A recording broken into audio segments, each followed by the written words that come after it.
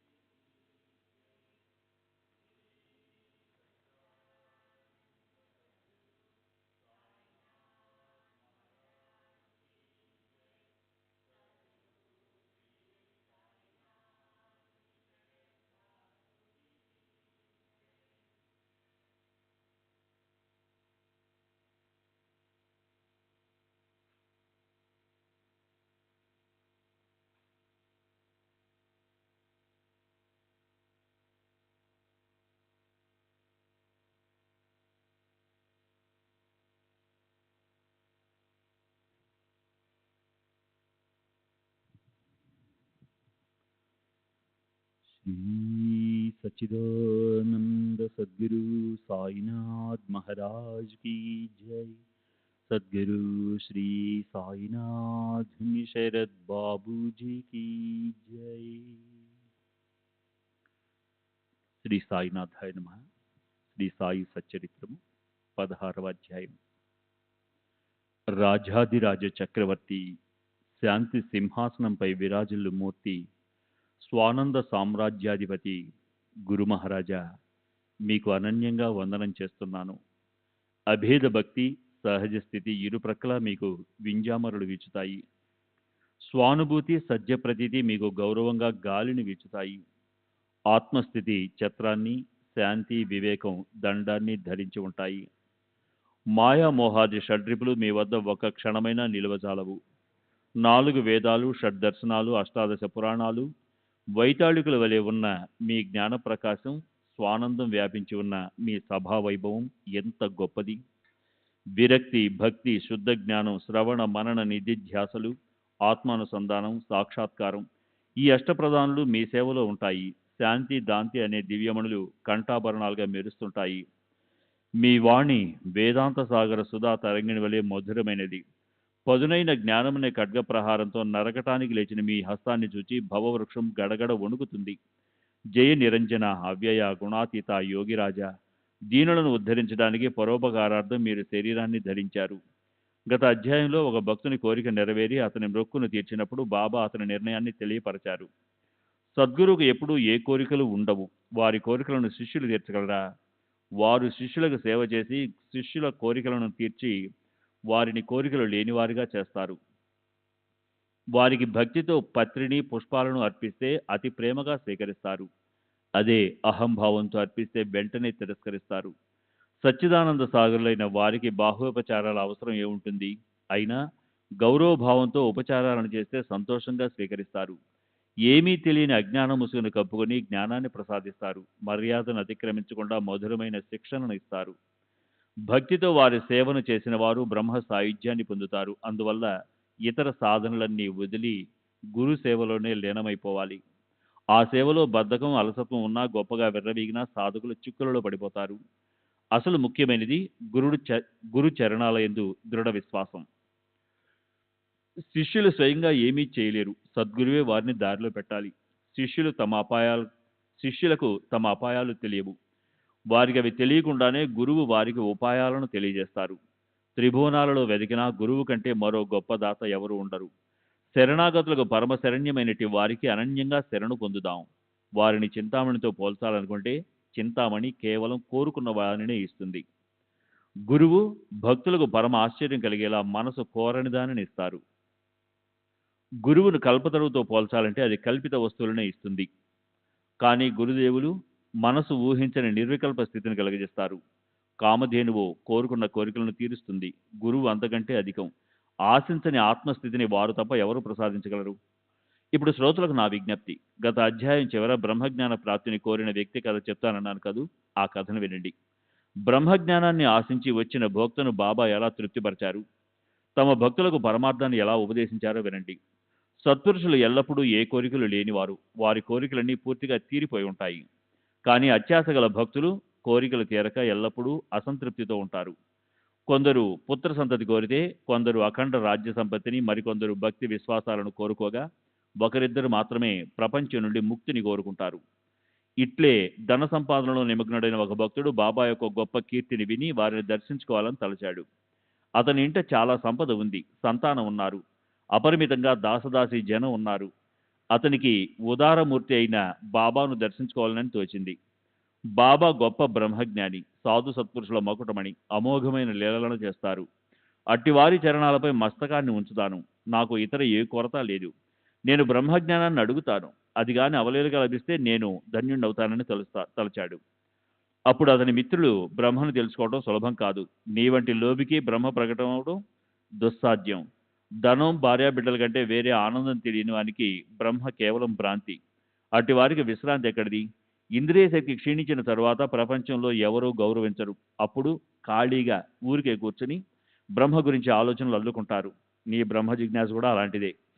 లోబిలా చేతి నుండి డబ్బు రాల్చకపోతే నీ కోరికను తీర్చే వారెవరూ దొరకరు అని చెప్పారు. అయినా అతడు ఆ కోరికతో షిర్డీకి బయలుదేరాడు. తిరుగు ప్రయాణాన్ని కూడా టాంగా బండి మాట్లాడుకుని సాయి చరణాల వద్దకు చేరాడు. వారి దర్శనం చేసుకుని వారి పాదాలకు వందనం చేశాడు. అప్పుడు సాయిబాబా పలికిన మధుర వచనాలను శ్రోతలు శ్రవణం చేయండి. ఈ సాయి కథా కల్పతరును ఏకాగ్రత అనే నీటితో తడిపితే చక్కగా ఉంటుంది. శ్రోతలకు శ్రద్ధ, ఆదరం, అభివృద్ధి అయిన కొలది మంచి ఫలాలను ప్రసాదిస్తుంది. దీని యొక్క అన్ని శాఖలు భక్తి రసంతో నిండి సుగంధ పుష్పాలను పుష్పింపజేసి మధుర ఫలాలతో నిండి భక్తుల కోరికలను తీరుస్తుంది. బ్రహ్మజ్ఞానాన్ని కోరిన వ్యక్తి బాబాతో, బాబా బ్రహ్మను చూపించండి, నేను అందుకోసమే వచ్చాను. షిరిడి బాబా బ్రహ్మను అతి త్వరగా చూపిస్తారని ప్రజలు అంటుంటారు. నేను ఆ కోరికతోనే ఇంత దూరం వచ్చాను. ప్రయాణంలో చాలా శ్రమ పడ్డాను. అయినా బ్రహ్మజ్ఞానం లభిస్తే నేను కృతకృత్యునవుతానని అన్నాడు. బాబా అతనితో ఇలా అన్నారు, నీవేం చింతపడకు. ఇప్పుడు నీకు ఖచ్చితంగా బ్రహ్మను చూపిస్తాను. ఇక్కడ అంతా నగదు వ్యవహారమే, అప్పు మాటే లేదు. నీ వలే అడిగేవారు దుర్లభం. అంతా ధనాన్ని, సంపదను కోరుకుంటారు. కష్టాలను, రోగాలను నివారించండి అని అడుగుతుంటారు. లౌకికమైన మర్యాదలను, రాజనీతి పదవులను కోరుతారు. ఎప్పుడూ సుఖాలను అడుగుతుంటారు. కేవలం ఐహిక సుఖాల కోసం జనం షిరిడికి పరిగెత్తుకుని వచ్చి ఫకీర్నైన నన్ను భజిస్తారు. కానీ బ్రహ్మను ఎవరు అడగరు. నాకు అటువంటి భక్తులు అనేక మంది. నీ వంటి వారు ఇక్కడ కరువు. నేను బ్రహ్మ జిజ్ఞాసుల కొరకు ఆతురతతో ఉన్నాను. నాకు ఈరోజు పర్వదినం. బ్రహ్మ వస్తువుపైన వీధితో సూర్యచంద్రులు నియమంగా ఉదయించడం, నియమంగా అస్తమించడం, వారి ప్రకాశం నియమబద్ధంగా ఉండడం, గ్రీష్మ వసంతాది ఋతువులు, ఇంద్రాది దేవతలు, రాజులు నియమంగా ప్రజలను పాలించడం అన్నిటికీ మూల కారణం బ్రహ్మయే. అందువలన శరీరం విడిపోకముందే వివేకవంతులు బ్రహ్మ జ్ఞానాన్ని సాధించడానికి ప్రయత్నిస్తారు. అది లేకపోతే జనన మరణాల పునరావర్తన ఆగకుండా వెంటే ఉంటాయి. బ్రహ్మను తెలుసుకోకుండా శరీరం పతనమైతే ప్రాపంచిక బంధనాలు తొలగిపోవు. కనుక పునర్జన్మ తప్పదు. బ్రహ్మ ఏమిటో నేను నీకు సర్వం చూపిస్తాను. చూడు, చుట్టబడి ఉన్న బ్రహ్మజ్ఞాన సారాన్ని, నిన్ను నఖశికాంతం పెనవేసుకుని ఉన్నదాన్ని నేను బయటికి తీసి చూపిస్తాను. ఎంతటి సుధా మధురవాణి! అది కేవలం అద్వైత సుఖాల గని. సంశయాందోళన గల వారిని ఉద్ధరించే సామర్థ్యం గలది. క్షణికానందాన్నిచ్చే సుఖ ప్రలోభాలలో అహోరాత్రులు చిక్కుకుని ఉన్న వారిని కూడా బాబా వచనాలు మంచి విహితాచరణలో పెడతాయి. చింతామణి ప్రసన్నమైతే లౌకిక సుఖాలు లభిస్తాయి. మహేంద్రుడు ప్రసన్నుడైతే స్వర్గ సంపదలు లభిస్తాయి. అంతకంటే ఘనంగా గురువు లౌకికమైన వారిని ప్రసాదిస్తారు. గురువుకు సమానమైన దాత లేరు. వారు ప్రసన్నులైతే దుర్లభమైన బ్రహ్మను భక్తులకు చూపిస్తారు. శ్రీ సచిదానంద సద్గురు సాయినాథ్ మహారాజ్ की जय. सद्गुरु श्री साईनाथ शरद बाबू जी की जय.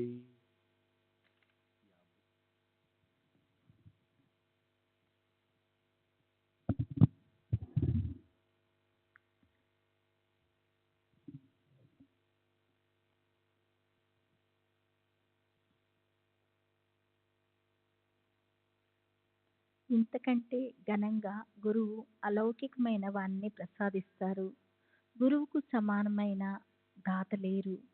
వారు ప్రసన్నులవుతే దుర్లభమైన బ్రహ్మను భక్తులకు చూపిస్తారు. వారి మధుర గాథను శ్రవణం చేస్తే ప్రాపంచిక వ్యధలను మర్చిపోవచ్చు. బ్రహ్మను కోరి వచ్చిన వానికి ఎలా పాఠం చెప్పాలో బాబాకు తెలుసు. అతనిని కూర్చోబెట్టి అతడు కోరి వచ్చిన విషయాన్ని మర్చిపోయేలా, ఇతర విషయాల్లో లీనమయ్యేలా చేశారు. తర్వాత బాబా ఒక కుర్రవాణ్ణి దగ్గరికి పిలిచి, వెంటనే నందు వద్దకు వెళ్ళు. బాబాకు 5 రూపాయలు అత్యవసరం కనుక కాసేపటి కోసం అప్పు వెంటనే ఇవ్వమని అతనితో చెప్పు అని అన్నారు.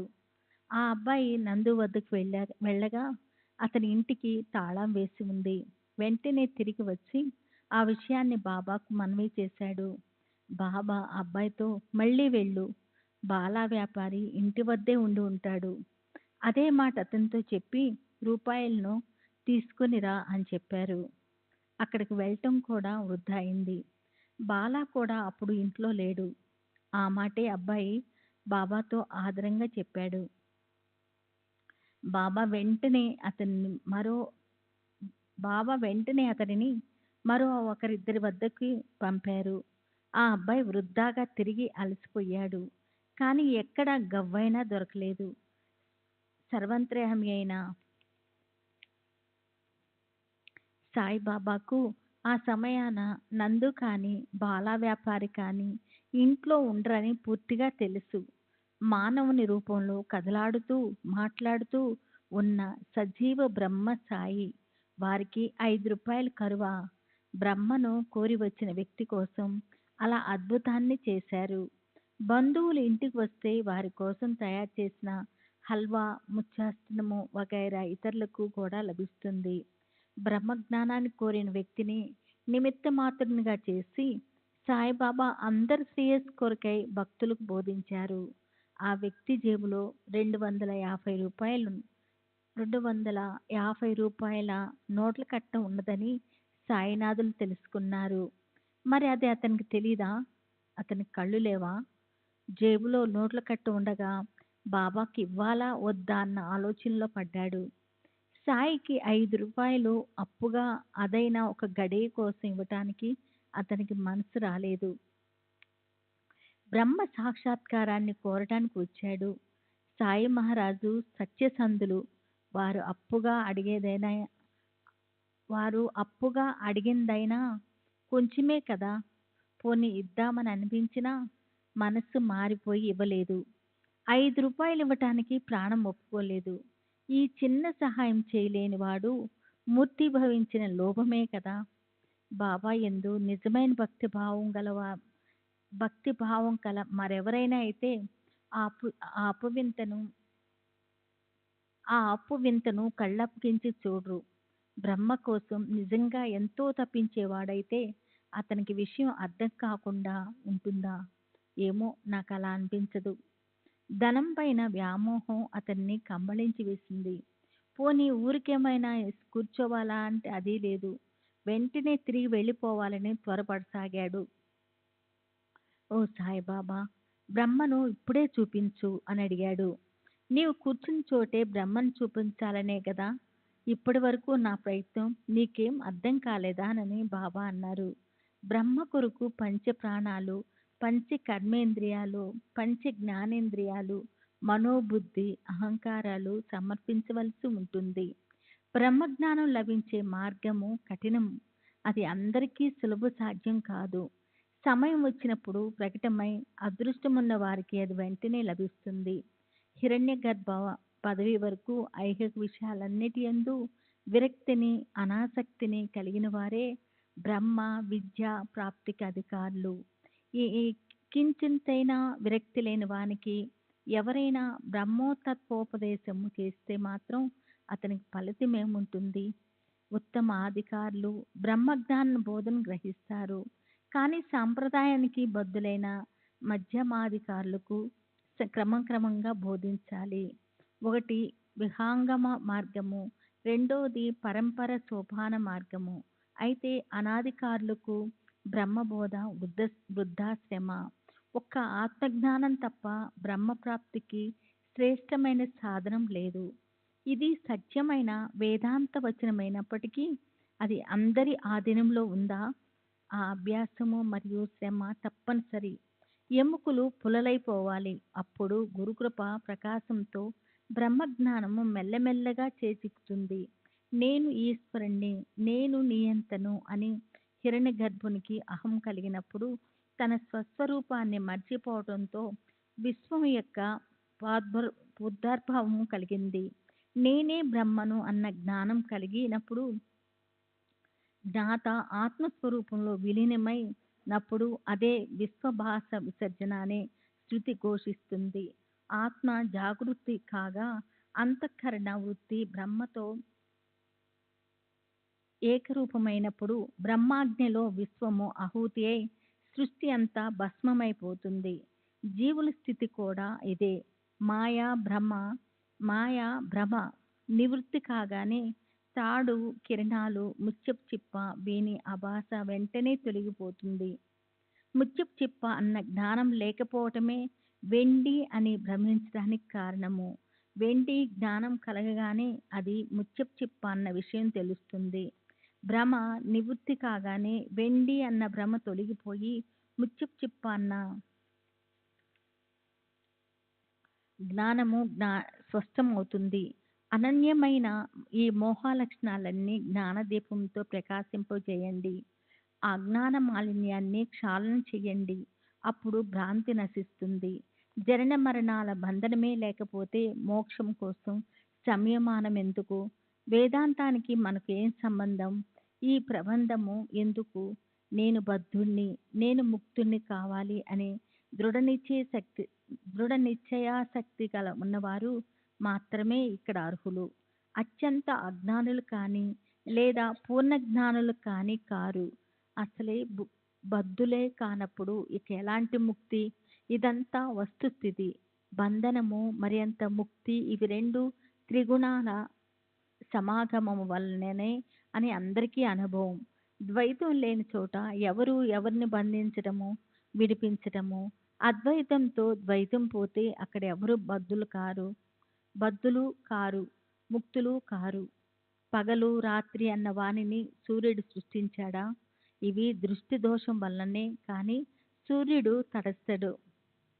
నేనొక కర్తను, ఒక భోక్తను అన్న అభిమానంతో సుఖదుఖాలను స్వర్గ నరకాలను అనుభవిస్తుంటే విషయవాసనల యందు ఆసక్తి అధికం అవుతుంది. ఆత్మ నిత్యము, సనాతనము, శ్రేష్టము, జనన మరణాలనే వికారాలు లేనిది. ఆత్మ ఓంకార అక్షరానికి ప్రతీక. అనాది అనంతము ఎల్లప్పుడూ ఉండేది. శరీరమే ఆత్మ అని తలిచేవారు తాము వేరు, సృష్టి వేరు అని అనుకునేవారు. ఆత్మజ్ఞానం కోసం శ్రమపడ్డ పరమార్థం లభించదు. కృతానిశ్చయుడై వాక్కు మొదలైన సర్వేంద్రియాలను మనసులో లయం చేసి మనసును నశింపజేసి బుద్ధిని ఆశ్రయించాలి. ప్రకాశ స్వరూపమైన జ్ఞానంతో మనస్సును బుద్ధి యందు ఏకాగ్రం చేయాలి. సర్వేంద్రియాలు మనసుతో సహా బుద్ధి ఆధీనంలో ఉంటాయి. కుండకు ఆది కారణం మట్టి, అట్లే ఇంద్రియాలకు బుద్ధి. ఇది దాని నిత్య స్థితి. బుద్ధి యొక్క వ్యాపకత్వము ఈ విధంగా ఉంటుంది. బుద్ధి తన వ్యాపకత్వ గుణంతో మనస్సును సకలేంద్రియాలను వ్యాపిస్తుంది. బుద్ధిని సర్వవ్యాపి అయిన మహత్తత్వంలో ఈశ్వర తత్వంలో లయం చేసి మహాతత్వాన్ని ఆత్మతత్వంలో విలీనం చేయాలి.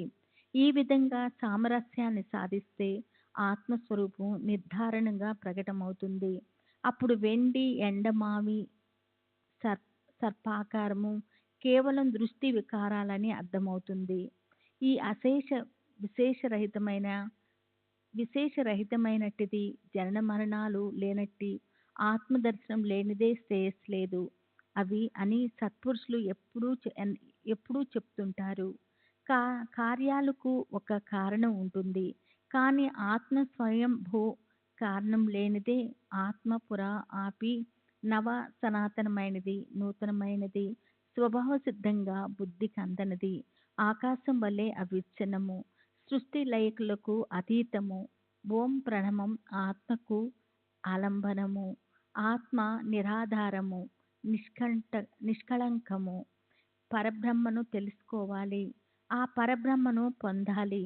బ్రహ్మకు ప్రతీక అయిన ఓంను ధ్యానించాలి, ఎల్లప్పుడూ ఉపాసన చేయాలి. సర్వవేదాల సారమైన ప్రణవ స్వరూపమే ఓంకారము. ఆ ప్రణవాన్ని అర్ధరహితంగా నిర్ధారణగా తెలుసుకోవటమే మహావాక్యాల చింతన. వేదాలు స్వయంగా ప్రతిపాదించినది. జనులు బ్రహ్మచర్య నియమాలను ఆచరించి అత్యంత ప్రయత్నంతో సంపాదించిన దానిని ఓం అని అంటారు. ఆ పరమపద ప్రాప్తికి మార్గం అతి దుర్లభమైనదైన సద్గురు అనుగ్రహమున్న సాధకులకు సుగమమే. ఇంద్రియాల్లో అతి స్థూలమైన దాని నుండి క్రమంగా సూక్ష్మం వరకు స్థూల సూక్ష్మ తారత్యములలో నిర్విరామంగా ప్రయత్నం చేస్తే సాధకులు సాధించగలరు. ఓం శబ్దంతో ఉచ్చరించే ఓం అక్షరము సకల తపస్సుల సారము. ఆ శబ్దాన్ని ఉచ్చరించిన మాత్రాన దాని అర్థం స్మరిస్తుంది. దానిని నిరంతరము స్మరిస్తే సాక్షాత్కారం కలుగుతుంది. ఏ వికారాలు మార్పులు వృద్ధి క్షయాలు లేని సర్వవ్యాపకత చైతన్యమైన ఆత్మను తెలుసుకున్నట్లు సద్గురువు యొక్క అనన్య భక్తుడు ధన్యుడు. శ్రీ సచ్చిదానంద సద్గురు సాయినాథ్ మహారాజ్ की जय. सद्गुरु श्री साईनाथ शरद बाबू जी की जय.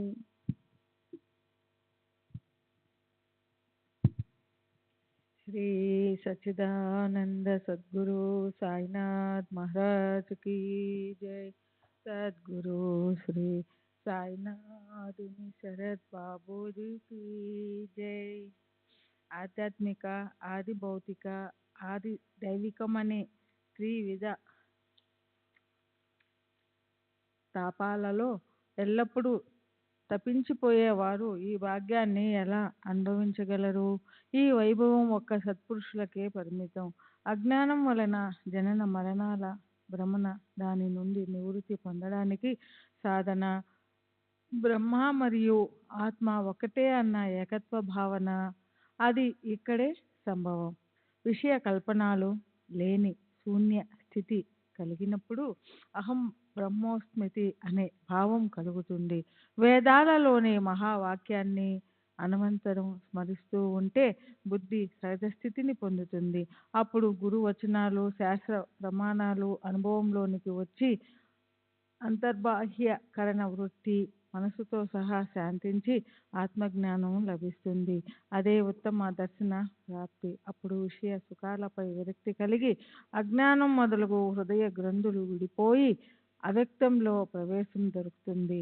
సూర్యకిరణాలలోని అతి సూక్ష్మ కణం కంటేను అతి సూక్ష్మమైనది, అణువు కంటేను అత్యంత సూక్ష్మమైనదని ఆత్మను నిర్ధారించారు.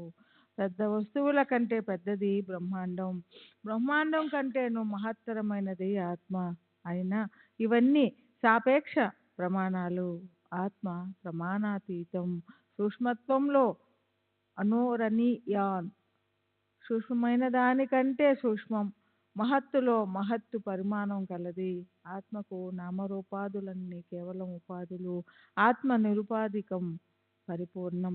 ఆత్మకు జననం లేదు, మరణం లేదు. ఆత్మకు మూల కారణం కూడా లేదు. ఆత్మ జననం లేనిది, నిత్యం, శాశ్వతం, సనాతనమైనది. ఆత్మను ఇది అని నిర్ధారించడం కష్టం.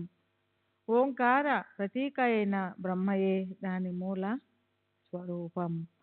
ఆగమ నిగమాలకు కూడా అంతుపట్టని ఆత్మ అందరికీ సులభ సాధ్యమా? ఆత్మను ఇది అని నిర్ధారించలేక వేదాలు అలసిపోయినవి. తాపసులు వనవాసులయ్యారు. ఉపనిషత్తులు చేతులు వేలాడేశాయి. ఎవరికీ దాని అంతు చిక్కలేదు. ఆత్మ స్వరూపాన్ని తెలుసుకోవడానికి అభేద దర్శులైన ఆచార్యులు కావాలి. ఇతరులకు అది సాధ్యం కాదు. తర్కులకు అక్కడ ప్రవేశం లేదు.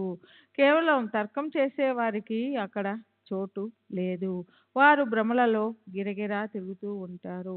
ఆగమ ఆచార్యులకు తప్ప ఇతరులకు ఆత్మజ్ఞానానికి కావలసిన స్థిరమైన బుద్ధి ఉండదు.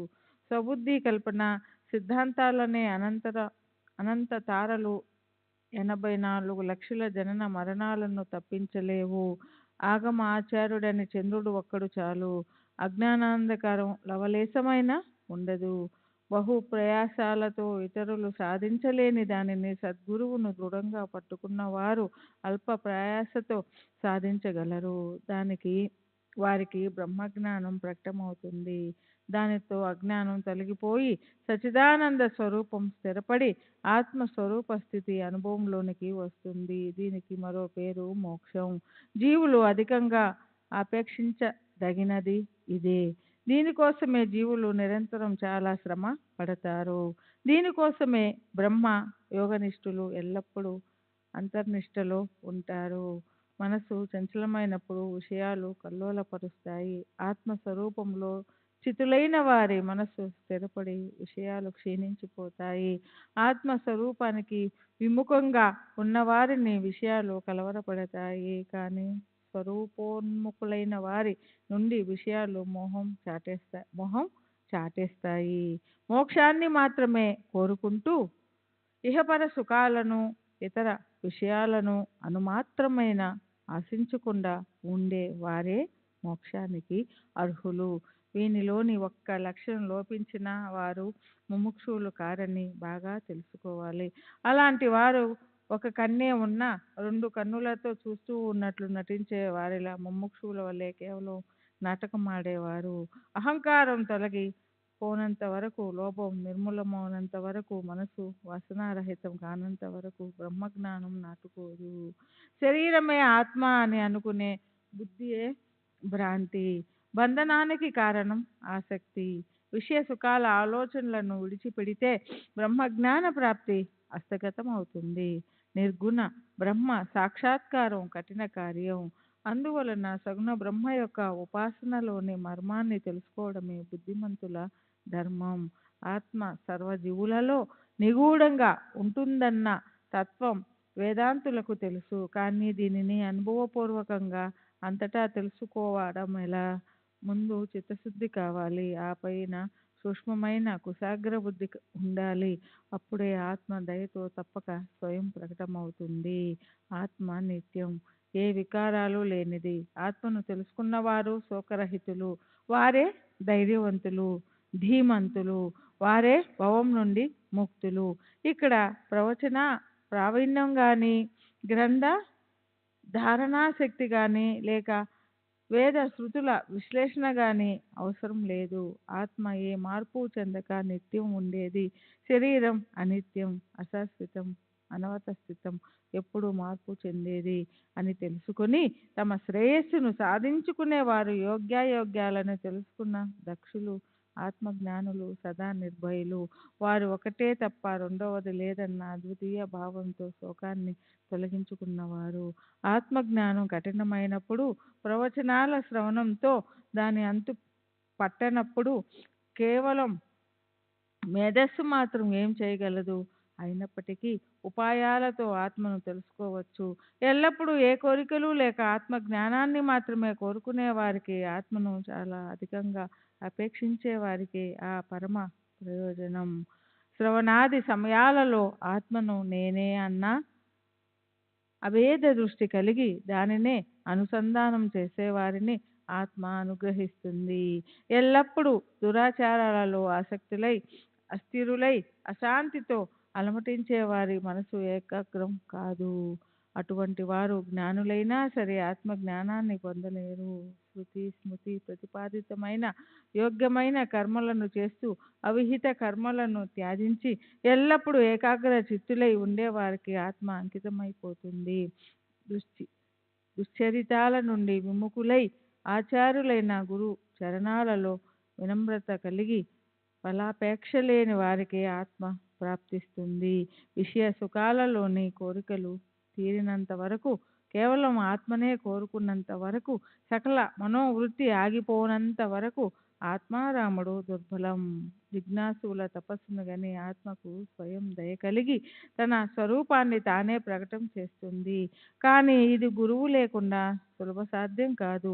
ఆత్మ స్వరూప ప్రాప్తికి సాధకులు శ్రవణ మన నాదులను అభేద భావనను సంధానాన్ని చక్కగా చేస్తే ఆత్మజ్ఞానం సుఖంగా లభిస్తుంది. ఈ ప్రపంచమంతా అజ్ఞానమయం. ప్రపంచ వ్యాప్తికి మూల కారణం అజ్ఞానమే. జ్ఞానం వినా మోక్షానికి మరో వేరే ఆధారం లేదని తెలుసుకోవాలి. అనుమానం మరియు యుక్తి ప్రభావం ఇవి శాస్త్ర జ్ఞానాన్ని అనుభవంలోనికి తెచ్చుకోవడానికి మనసులోని ప్రపంచం నశించిపోతేనే జ్ఞానోద్భవం, లేదా అది అసంభవం. శ్రీ సచ్చిదానంద సద్గురు సాయినాథ్ మహారాజ్ की जय. सद्गुरु श्री साईनाथुनि शरद बाबूजी की जय.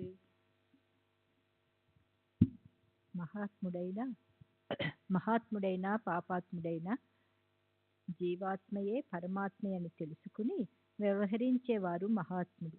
అతడొక్కడే అభేదాత్మ. బ్రహ్మైత్వకత్వ జ్ఞానమే జ్ఞానం యొక్క పర్యవసానం. ఆత్మజ్ఞానం ఒక్కసారి కలుగగానే సమస్తమైన అజ్ఞానం నశించిపోతుంది. ఆత్మజ్ఞానం కలిగితే చాలు, ఇక తెలుసుకోవలసినది మిగలదు. వస్తుజాలమంతా వారికి కరతలాగతంలా సాక్షాత్కారం అవుతుంది. ఆత్మజ్ఞానం వలన ప్రపంచ నివృత్తి మరియు వెంటనే శుభప్రదమైన మోక్షంతో పరమానంద ప్రాప్తి. ఆత్మ సూక్ష్మం కంటే సూక్ష్మం, మహత్తు కంటే మహత్తరం అని చెప్పటం ఆత్మ యొక్క సర్వవ్యాపకత్వాన్ని బుద్ధికి తెలియజేయడానికి. ఆత్మ స్వయం సూక్ష్మం కాదు, మహత్తు కాదు. అక్కడ తరతమ భావాలు కల్పితం. ఆ బ్రహ్మస్తంభ పర్యంతం ఆత్మ చరచరాలలో పరిపూర్ణంగా ఉంది. ఏ హద్దు లేని అనిర్వచనీయమైన ఈ ఆత్మ యొక్క అస్తిత్వాన్ని బుద్ధికి తెలియచేయటానికి ఆత్మను వాక్కుతో వచనాలలో పరిమితం చేస్తారు. అసలైన ఆత్మ రహస్యం కేవలం బుద్ధి వైభవ యోహంతో చేజిక్కదు. సద్గురువుల సాధు సత్పురుషుల సాంగత్యంలో ఉండి వారిని సేవించి వారి కృపను పొందిన వారికి ఆత్మ ప్రాప్తి. బ్రహ్మజ్ఞాన వివరణ కేవలం కొన్ని గ్రంథాలలో మాత్రమే నిండి ఉందా? సద్గురు కృప లభించకపోతే కల్పాంతంలో కూడా అది కైవసం కాదు. నిత్య నైమితిక కర్మలను చేయకుండా మనస్సులో పరిశుద్ధమైన సంస్కారాలు లేకపోయినా బ్రహ్మజ్ఞాన అనుభవం అసలు సంభవం కాదు. ఒక్క బ్రహ్మ మాత్రమే నిత్యం, మిగతావన్నీ అనిత్యం. దృశ్య జాతమంతా శాశ్వతం కాదు, ఇది సత్యం, ముమ్మాటికి సత్యం. బ్రహ్మను గురించి చెప్పేవారు లభించరు. అట్లే బ్రహ్మజ్ఞానాన్ని వినే పవిత్రులైన శ్రోతలు దొరకరు. ప్రేమమయులు అనుభవశీలురైన సద్గురువులు మరీ అరుదు. అడగగానే ఇవ్వటానికి బ్రహ్మజ్ఞానం అందుబాటులో ఉందా? పర్వతాలలో గుహలలో దాక్కుని యమ నియమాలతో కట్టుబడి ధ్యాన ధారణాలలో నిమగ్నమైన వారికి కూడా అది దొరకదు. గురువు అనుగ్రహం లేకపోతే బ్రహ్మజ్ఞానం లభించదు. అటువంటిది నీ వంటి మూర్తీభవించిన లోభ స్వరూపానికి ఎలా లభిస్తుంది బాబు? డబ్బు ఆశ బాగా ఉన్నవారికి బ్రహ్మజ్ఞాన ప్రాప్తి కల్పాంతంలోనైనా ఎన్నడూ లభించదు. దీనిని బాగా గుర్తుంచుకో. పరమార్థాన్ని శ్రవణం చేసిన విషయ సుఖాలను చింతన చేస్తూ ప్రపంచాన్ని నిధిధ్యాసన చేసేవారికి ఆత్మ సాక్షాత్కారం ఎలా సాధ్యం? మల విక్షేప ఆవరణాలనే త్రిదోషాలతో ఉన్న అంతఃకరణాన్ని నిష్కామ కర్మతో మలక్షాళనం చేసి విక్షేపాన్ని ఉపాసనతో తొలగించాలి. ఇలా స్వకర్మ మరియు ఉపాసన చేయగా చిత్తం పరిపక్వమవుతుంది. మల విక్షేపాలు నిర్మూలం కాగా ఆవరణ మిగులుతుంది. ఈ ఆవరణ సర్వ అనర్థాలకు బీజం. సూర్యుని ప్రకాశంతో అంధకారం తొలగిపోయేలా జ్ఞానం ప్రకటమవగానే అజ్ఞాన ఆవరణ నశిస్తుంది. వేదాంతంలో నిష్ణాతులైన వారు వర్ణించిన సత్య జ్ఞానానంద లక్షణాలు గల బ్రహ్మము జ్ఞానులు మాత్రమే తెలుసుకోగలరు. మసక చీకటిలో ఒక బాటసారి అడవిలో నడుస్తూ ఒక చెట్టు మొండమును చూచి దొంగ అనుకుని భయపడిపోయి అక్కడే దాక్కుంటాడు. నేనొక్కడే ఉన్నాను, నా వద్ద డబ్బు ఉంది, వాడు దారి దోపిడీ చేసే దొంగలా ఉన్నాడు, ఇప్పుడేం చేయాలి? ప్రాణంపై ఇక భరోసా లేదు అని అనుకుంటాడు. దూరం నుండి దీపం రాగానే చెట్టు మొండము బయటపడి అతని భయం తొలగిపోయింది. చెట్టును చూచి దొంగ అని భ్రమించినది భ్రాంతి అని అర్థమైంది. ఇప్పుడు శ్రోతలకు బ్రహ్మజ్ఞాన ప్రాప్తికి అడ్డంకులను మనవి చేశాను. తరువాత అధ్యాయంలో శ్రేయాన్ని కోరే వారికి శ్రేయస్సు తన స్వరూపాన్ని ప్రకటించటం వినండి. హేమట్ సాయి పాదాలలో దొర్లి తనకు స్ఫురించినది చెప్పాడు. సాయిబాబా దయతో చెప్పించిన దానిని అమాయక భక్తులు వింటారు. స్వస్తి శ్రీ సంత సజ్జన ప్రేరితము భక్త హేమాత్పంత్ విరచితము అయిన శ్రీ సాయి సమర్థ సచ్చరితంలో బ్రహ్మజ్ఞాన కథనమను 16వ అధ్యాయం సంపూర్ణం. శ్రీ సద్గురు సాయినాథార్పణమస్తు. శుభం భవతు. శ్రీ సాయి సచ్చరిత్ర 17వ అధ్యాయం. శ్రీ గణేశాయ నమః, శ్రీ సరస్వత్యై నమః, శ్రీ గురుభ్యై నమః, శ్రీ కులదేవతాయే నమః, శ్రీ సీతారామ చంద్రాభ్యం నమః, శ్రీ సద్గురు సాయినాథాయ నమః. ఈ అధ్యాయంలో శ్రేయం మరియు ప్రేయ లక్షణాలను వర్ణిస్తానని గత అధ్యాయంలో చెప్పాను కదూ. వానిని శ్రద్ధగా శ్రవణం చేయండి. ప్రకాశం అంధకారం అన్యోన్య సంబంధంతో ఒకేలా ఉన్నా అవి పరస్పరం భిన్నంగా ఉంటాయి. ప్రేయాలు అంతే. ప్రియమైన వాటి కొరకు పరుగులు తీసే మనసు గలవారు స్వార్థంతో పతనమైపోతారు. శ్రేయం వివేక రూపమైతే ప్రేయం అవివేక రూపం. శ్రేయాలకు సంబంధించిన విషయాలు కేవలం జ్ఞానానికి సంబంధించినవి, ప్రేయాల విషయాలు అజ్ఞానానికి సంబంధించినవి. శ్రేయాలు వివేకులను ఎప్పుడూ పొరపాటు పడనివ్వవు. శ్రేయాలు అజ్ఞానులకు రుచించవు. కనుక కామిదలు యందు ప్రీతి, ఇంద్రియాలకు విషయ సుఖాలపై కోరిక ఉన్నంత వరకు వివేక వైరాగ్యాలను సంపాదించుకోనంత వరకు ప్రేయాలే మధురంగా ఉంటాయి. నీరక్షీరాలు బాగా కలిసిపోయేలా ప్రేయాలు శ్రేయాలు కలిసే ఉంటాయి. మానస సరోవరంలోని హంస పాలను మాత్రం సేవిస్తుంది. ధీరులు, బుద్ధిమంతులు, అదృష్టవంతులు కేవలం శ్రేయాలనే ఆపేక్షిస్తారు. ప్రియాలకు ఎప్పుడూ విముఖులై ఉంటారు. కానీ మందబుద్ధులు శరీరం, పశువులు, సంతానం, ధనం, గౌరవం మొదలగు యోగక్షేమాల వెంటబడి ఒక్క ప్రేయాలనే సాధించుకుంటారు. శ్రేయాలు ఏవి, ప్రేయాలు ఏవి? ఈ రెంటిని మానవులు బాగా తెలుసుకున్న స్వతంత్ర బుద్ధి కలవారు అవటం వలన రెంటిలో దేనిని గ్రహించాలి అన్నది వారి ఆధీనంలోనే ఉంటుంది. అయినప్పటికీ రెండు ప్రాప్తించినప్పుడు దేనిని గ్రహించాలో నిర్ణయించుకోవటం కష్టం. ప్రేయం మందబుద్ధులను జయించి వారిని ఆలింగనం చేసుకుంటుంది.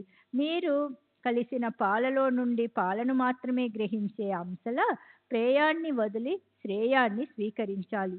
ఇదే పురుషార్థం. శ్రీ సచిదానంద సద్గురు సాయినాథ్ మహారాజ్ की जय. सद्गुरु श्री साईनाथ निसरत बाबूजी की जय.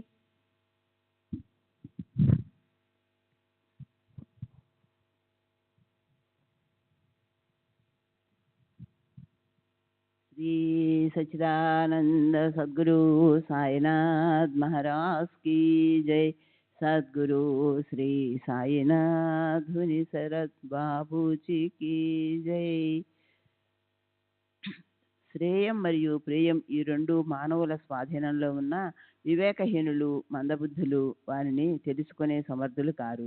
ముందుగా శ్రేయం దేనితో ఉంది అని నిశ్చయంగా తెలుసుకోవాలి.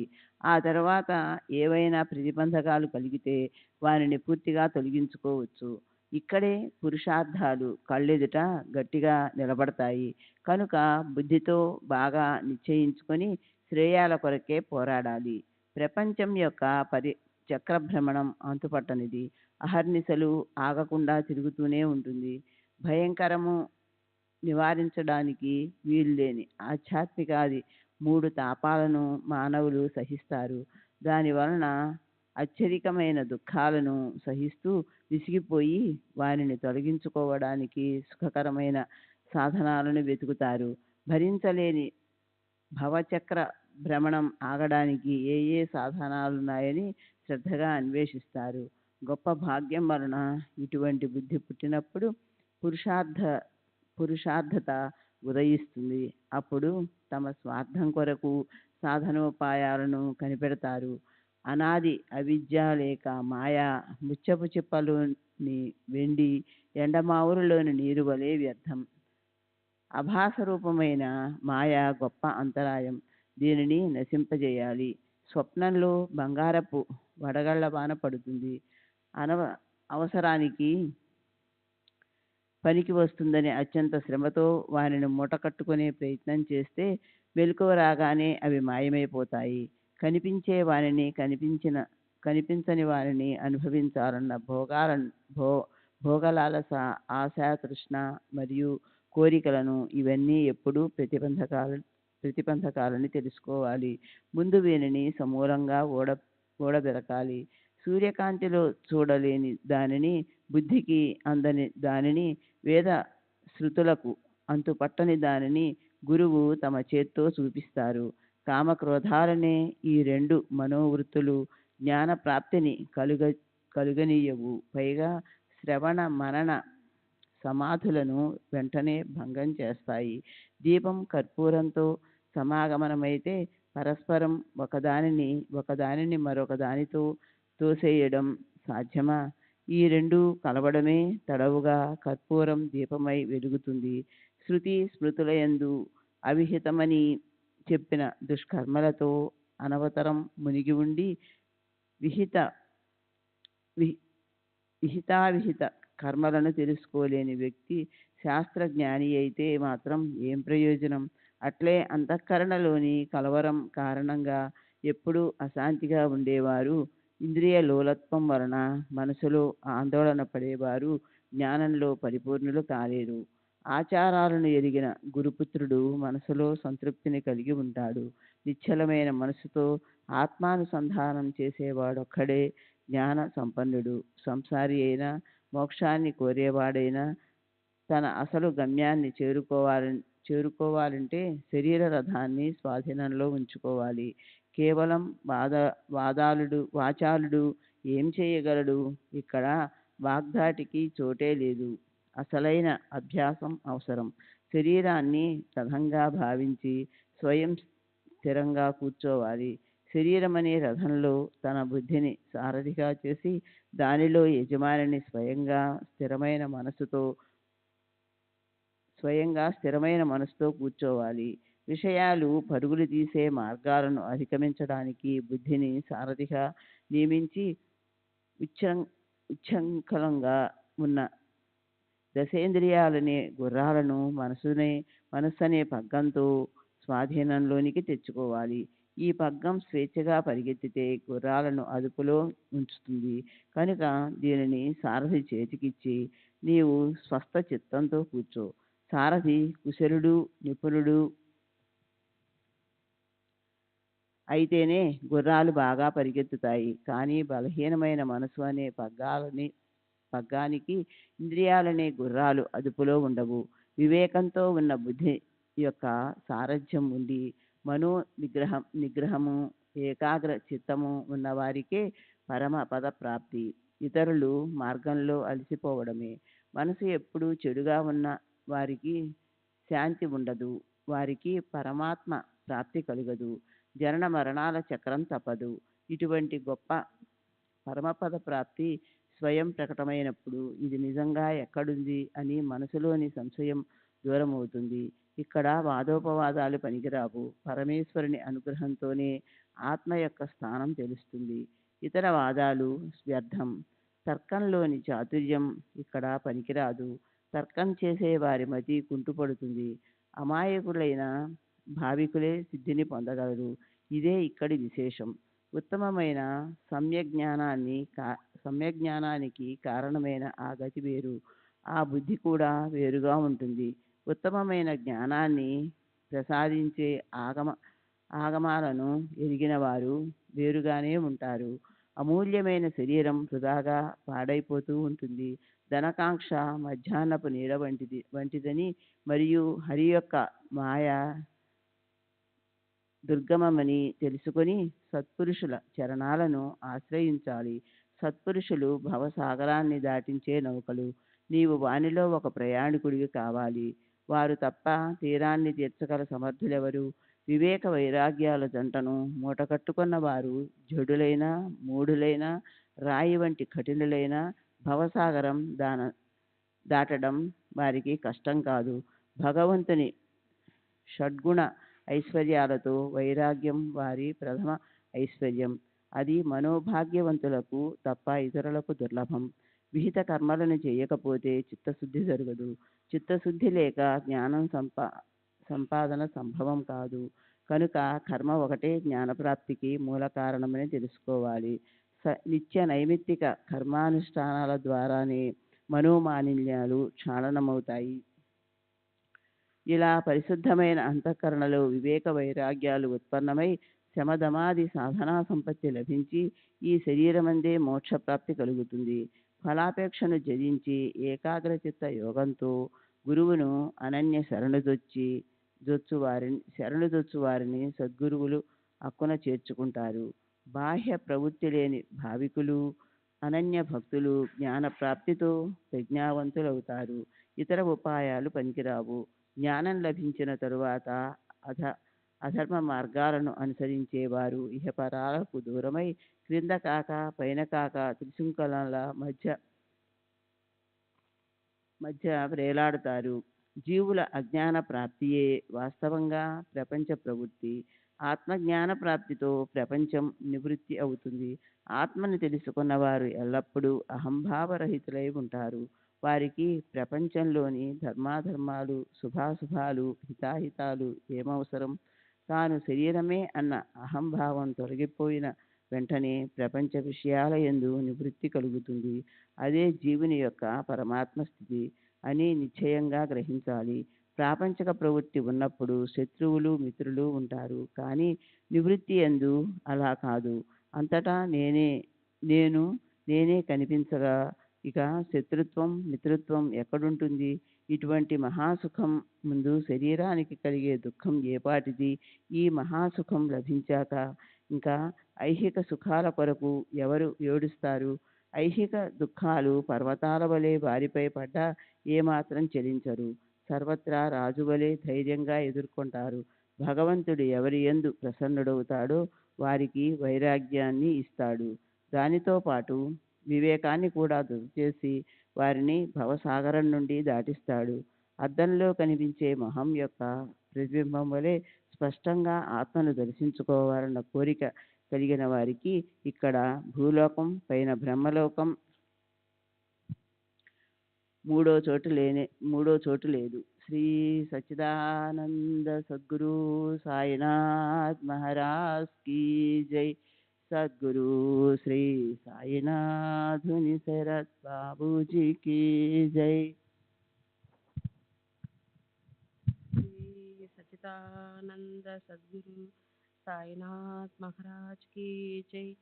సద్గురు శ్రీ సాయినాథుని శరత్ బాబూజీ కీ జై. యజ్ఞయాగాల ద్వారా దేవతలు తృప్తి చెందితే పితృలోక ప్రాప్తి కలిగి కర్మఫలాలను అనుభవించవచ్చు, కానీ ఆత్మజ్ఞానం లభించదు. గంధర్వ మహా జన సత్య తపో లోకాలలో ఆత్మ సాక్షాత్కారం అసలు సంభవం కాదు. అందువలన ఆత్మ సాక్షాత్కారాన్ని పొందాలన్న ఆసక్తి కలవారు భూలోకాన్నే కోరుకుంటారు. ఇక్కడ చిత్తశుద్ధి కలిగి బుద్ధి అద్దం వలె నిర్మలమై శుద్ధమైన ఆత్మస్వరూపం త్రిశుద్ధిగా ప్రతిబింబిస్తుంది. రెండవ స్థలమైన బ్రహ్మలోకంలో కూడా ఆత్మ సాక్షాత్కారం కలుగుతుంది, కానీ అక్కడ అనేక రకాల కష్టాలు అత్యంత ప్రయాసను కలిగిస్తాయి. మాయ పాము వలె లోపలి ప్రేగులను బయట స్వరంగాలను పెనవేసి పిండేస్తుంటే దానిని ఆపగల సమర్థులెవరు? నీ జేబులో 50 రెట్లు రూపాయలుండగా నీవు ఊరికే కూర్చొని చూస్తున్నావా? వానిని బయటికి తీయి చూద్దాం, బ్రహ్మ నీ జేబులోనే ఉన్నాడు అని బాబా తీయమని చెప్పగా ఆ గృహస్థుడు జేబులో నుండి నోట్ల కట్లను తీశాడు. దానిలో 10 రూపాయల నోట్లను 25 లెక్క పెట్టాడు. అతడు లోపల సిగ్గుపడ్డాడు. మహారాజు ఎంతటి అంతర్జ్ఞాని అని అనుకుని బాబా ఆశీర్వచనాన్ని ఆశిస్తూ వారి చరణాలపై మస్తకాన్నుంచాడు. అప్పుడు బాబా అతనితో, నీ బ్రహ్మమును చుట్టి దాచేసుకో. నిన్ను చుట్టుకున్న లోభం తొలగిపోనంత వరకు నీకు బ్రహ్మజ్ఞానం లభించదు. ద్రవ్యంపైన వాంఛ వదలకుండా పుత్రులు, పశువులు, ధన సంపాదనల యందే ఆసక్తి గలవారికి బ్రహ్మజ్ఞానం ఎలా లభిస్తుంది? ధనంపైన మోహం చాలా కఠినమైనది. ధనతృష్ణ అనే సిడిగుండాలు గల దుఃఖాల చెరువులో మదమచ్చరాలనే మకరాలు భరించలేనంతగా ఉంటాయి. కనుక ఒక్క విరాగియే తరించగలడు. లోభానికి బ్రహ్మకు అఖండ వైరం. లోభం ఉన్న చోట మనసుకు ఏకాగ్రత ఉండదు. ఆచార భ్రష్టుడైన లోభికి విరక్తి, ముక్తి ఎలా సాధ్యం? లోభికి నిశ్చిత శాంతి, సంతృప్తి ఉండవు. మనసులో ఒక్క లోభముందా సాధనలన్నీ మట్టి కొట్టుకుపోతాయి. శృతులు స్మృతులు అవిహితమని నిషేధించిన కర్మలను ఆచరించడంలోనే సదా ఆసక్తులైన దుశ్చరితులకు చిత్తశాంతి ఉండదు. వారిని క్షిప్తులను అంటారు. వారు ఎల్లప్పుడూ దుష్కర్మల యందే నిమగ్నులై ఉంటారు. మంచి చెడు చూడక ఎప్పుడూ విషయాలనే బురదలో పొర్లుతుంటారు. ఎంతటి విజ్ఞాన సంపన్నుడైన ఫలాపేక్ష యందు విరక్తి కలుగనంతవరకు జ్ఞానం వ్యర్థం. అతడు ఆత్మ సంపన్నుడు కాలేడు. ఎవరైనా ఏదైనా కోరటానికి వచ్చినప్పుడు సత్పురుషులు ముందు అర్హతను చూస్తారు. వారి వారి యోగ్యతలను బట్టి వారికి ఇస్తారు. అహర్నిశలు శరీరాభిమానంతో మనసులో విషయచింతన ఉన్న వారికి గురూపదేశం వ్యర్థం. వారికి ఇహపరాలు రెండూ ఉండవు. చిత్తశుద్ధి లేకుండా పరమార్థ మార్గంలోనికి ప్రవేశించాలని అనుకుంటే తమ జ్ఞాన గర్వాన్ని చాటుకోవడమే గాని అది నిజంగా వ్యర్థం. తమకు నచ్చిన విషయాన్నే చెప్పాలి. జీర్ణమయ్యేంత అన్నమే తినాలి. లేకపోతే అన్నం వ్యర్థమై అజీర్ణమవుతుందని అందరికీ తెలిసిందే కదా. నా భోషణం పూర్తిగా నిండి ఉంది. ఎవరు దేనిని అడిగినా ఇవ్వగలను. కానీ పుచ్చుకునే వారి తాహత్తును చూసి వారు భరించగలిగినంతే ఇస్తాను. దీనిని శ్రద్ధగా వింటే నీవు కృతాకృత్యుడవుతావు. ఈ పవిత్రమైన మసీదులో కూర్చుని నేను అసత్య వచనాన్ని పలకను. ఇది సత్పురుషుని వాక్కు నుండి ప్రవహించిన అమృత జరి. దీనిలో భక్తిగా మొనకలు వేస్తే మా లక్షణమై అంతర్వ్యాహ పరిశుద్ధి కలుగుతుంది. ఇటువంటి సాయినాథుని మహిమను సాగితే దానికి అంతం లేదు. నిరూపమానమైన వారిని ఏ ఉపమానంతో చెప్పగలం? వారు నిర్మలమైన ప్రేమకు మాత్రం ఆధీనులు. వారు సకల జనులకు తల్లి. ఆర్తులకు, కష్టాలతో అలసిపోయిన వారికి వారు విశ్రాంతి ధామం. ఆశ్రితులకు కల్పవల్లి, దీన దుర్బలులకు నీడ. ప్రపంచానికి త్రిలోదకాలు వదిలి మౌనంగా పర్వతాలలో, గుహలలో, ఏకాంతవాసంలో తమ శ్రేయస్సును సాధించుకునేవారు ఉంటారు. అటువంటి సాధువులు చాలా మంది ఉంటారు. వారు కేవలం తమ స్వార్థాన్ని లేదా పరమార్థాన్ని సాధించుకుంటారు. వారు ఇతరులకు ఏం ప్రయోజనం? సాయిబాబా అటువంటి కోవకు చెందినవారు కారు. వారికి ఆప్తులు, ప్రియులు, బంధువులు, ఇల్లు, వాకిలి, భార్య, పిల్లలు ఎవరూ లేకున్నా ప్రపంచంలోనే ఉన్నారు. 5 ఇళ్లలో కరతల భిక్షను స్వీకరించి 24 గంటలు చెట్టు కిందే ఉంటూ తమకంటూ ఏమీ లేకున్నా ప్రపంచ వ్యవహారాలన్నిటినీ బోధించేవారు. తాము బ్రహ్మస్థితిలో ఉండి కూడా ప్రజల శ్రేయస్సు కొరకు శ్రమపడేవారు. మహాజ్ఞానులైన ఇటువంటి సత్పురుషులు జగత్తులో చాలా అరుదుగా ఉంటారు. ఈ పవిత్ర రత్నం జన్మించిన ఆ కులం ధన్యం, ఆ వంశం ధన్యం, ఆ దేశం ధన్యం. పవిత్రులైన ఆ తల్లిదండ్రులు ధన్యులు. అనాయాసంగా పరుసువేది లభిస్తే పాషాణమనుకుని పారవేసుకున్నట్లు షిరిడీలోని ఈ పరమ భాగవతోత్తముని చాలా కాలం వరకు ఎవరూ తెలుసుకోలేదు. చెత్తకుప్పలో పడి ఉన్న రత్నం పిల్లలకు దొరికితే దాన్ని రాయి అనుకుని వారు ఇష్టమొచ్చినట్లు సంతోషంతో ఎగరవేసి కాలుతో తొక్కుతారు. మొదట బ్రహ్మజ్ఞానాన్ని కోరి వచ్చిన వ్యక్తి బాబా ఆశీస్సులతో తృప్తి చెందాడు. కఠినమైన మార్గాన్ని వదలాలి. నాకైనా మీకైనా అందరికీ అదే మార్గం. శబ్దాలను వింటూ, స్పర్శ సుఖాన్ని గ్రహిస్తూ, సువాసనలను ఆగ్రహిస్తూ, బయట కనిపించే రూపాలను చూస్తూ ఇలా బాహ్య విషయాలను సేవిస్తున్నంత వరకు ఇంద్రియాలకు విషయాలపై సమయమానం కుదరదు. విషయ సుఖాలపై విముఖత లేకుండా, ఇంద్రియాలను నిగ్రహించకుండా ప్రత్యేగాత్మ దర్శనం అంటే ఆత్మజ్ఞానం అశక్యం. ముందు ఈషణ త్రయాలను వదిలి దృఢమైన శ్రద్ధ విశ్వాసాలతో సద్గురువుకు అనన్య శరణు పొందేవారు ఆత్మజ్ఞానానికి పాత్రులు. శ్రోత్రాది పంచ జ్ఞానేంద్రియాలు తమ తమ విషయాలను వదిలి వేసినప్పుడు, మనసు స్వయంగా సంకల్ప వికల్పాలను వదిలిపెట్టినప్పుడు, అలా అన్నిటి నుండి నివృత్తి అయిన అంతఃకరణంలో బుద్ధి కూడా నిశ్చయం చేసుకునే పనిని మానినప్పుడు అదే పరమగతి, అదే నిర్వికార బ్రహ్మ. బుద్ధి నిశ్చయ శూన్యమై మనసు కూడా చైతన్యమయమై ఆ పరమాత్మ ఒక్కడే తప్ప అన్యులెవరూ లేరని ఆత్మను తెలుసుకున్న వారు ధన్యులు. విషయ సుఖాల నుండి విముఖులైన వారి ఇంద్రియాలు ఆత్మోన్ముఖమవుతాయి. అప్పుడే నిజమైన ఆత్మసుఖం ప్రకటమవుతుంది. ఇతరమైనవి సుఖాలు కావు. విషయ వికారాలతో కప్పబడి అతి సూక్ష్మంగా ఉన్న ఆత్మజ్ఞానాన్ని గ్రహించటం కష్టం. పరమానంద ప్రాప్తికి సరియైన సాధనాలను తెలుసుకోవటం అతి కఠినం. హిరణ్యగర్భ పదవి వరకు ఇహపర సుఖాల యందు విరక్తి కలిగిన వారే బ్రహ్మపదమునకు అభిషిక్తులు. అట్టి వారే ముక్తులని గ్రహించాలి. మనసును విషయాల నుండి మెల్లమెల్లగా వెనుకకు మరలించి ఆత్మస్వరూపంలో స్థిరపరిచి ఆత్మజ్ఞానాన్ని సంపాదించాలి. ఇహలోక పరలోక సుఖాలయందు వైరాగ్యం కలిగి హర్ష శోకాది ద్వంద్వాలను త్యజించిన బుద్ధిమంతులకే ఈ సుఖం. ఇదే ఆధ్యాత్మ యోగం. అది దైవిక ఆధ్యాత్మిక ఆది భౌతికాలనే తాపత్రయాల బాణల జ్వాలలో బాగా మసిలిపోతున్న భవసాగరంలోని నీరులో ఎవరు సుఖంగా ఉండగలరు? దాని నుండి తమను తాము ఉద్ధరించుకోవటానికి సాయిబాబా అనుగ్రహాన్ని పొందాలి. వారి చరిత్రను శ్రద్ధగా శ్రవణం మననం చేయాలి. సాయినాథుని చరిత్రలోని వారి విచిత్ర లీలను శ్రోతలు పుత్ర మిత్ర బంధు కలత్రాలతో సహా వింటే ఇహపర సుఖాలు లభిస్తాయి. భాగ్యవంతులు శ్రద్ధాలువులైన శ్రోతలు ఈ కథలను ఏకాగ్రతతో వింటే శాంతికే శాంతి లభిస్తుంది. శ్రీ సచ్చిదానంద సద్గురు సాయినాథ్ మహారాజ్ కీ జై.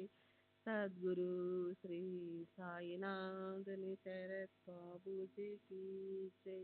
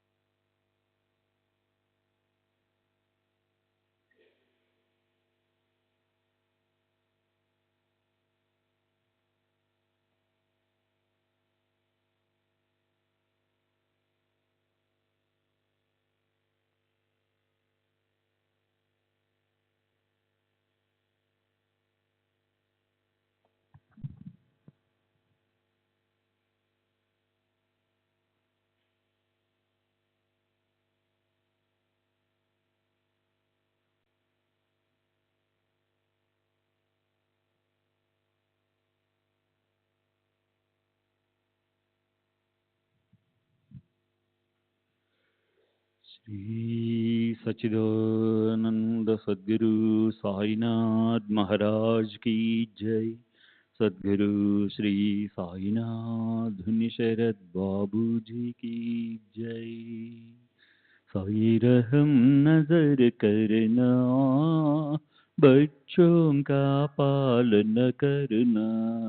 साई रहम नजर करना, बच्चों का पालन करना। जाना तुमने जगत पसार, सब ही झूठ जमाना।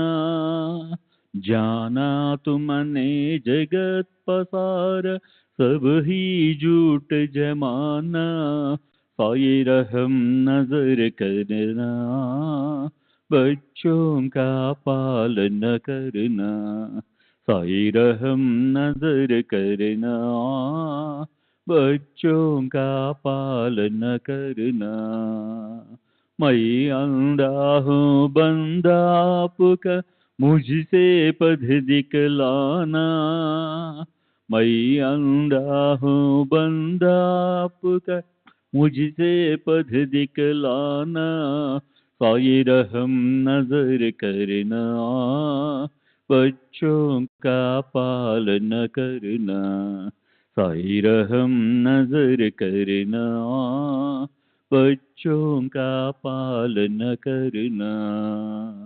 दास गणों कहे अब क्या बोलूं, थक गई मेरी रसना। दास गणों कहे अब क्या बोलूं, थक गई मेरी रसना। साई रहम नजर करना, बच्चों का पालन करना। साई रहम नजर करना, बच्चों का पालन करना। रहमो नजर करो अब मोरे साई, तुम बिना नहीं मुझे माँ बाप वाई। रहमो नजर करो मैं अंधा हूँ बंदा तुम्हारा।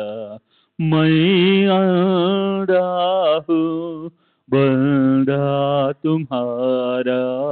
मैं ना जानू, मैं ना जानू, मैं ना जानू अल्लाह इलाही।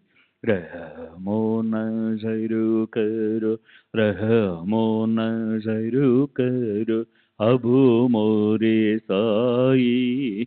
तुम बिना नहीं मुझे माँ बाप बाई। रहमो नजर करो काली जमाना मैंने गमाया। काली जमाना मैंने गमाया। साथी आखिर का, साथी आखिर का, साथी आखिर का तुम बिना कोई।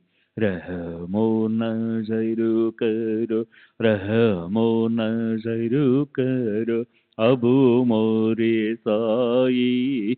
तुम बिना नहीं मुझे माँ बाप बाई। रहमो नजर करो अपने मस्जिद का झाड़ू गणो है। अपने मस्जिद का झाड़ू गणो है। मालिक हमारे, मालिक हमारे, मालिक हमारे तुम बाबा साई। नमो नजर करो, रहमो नजर करो अब मोरे साई। तुम बिना नहीं मुझे माँ बाप बाई। रहमो नजर करो। श्री सच्चिदानंद सद्गुरु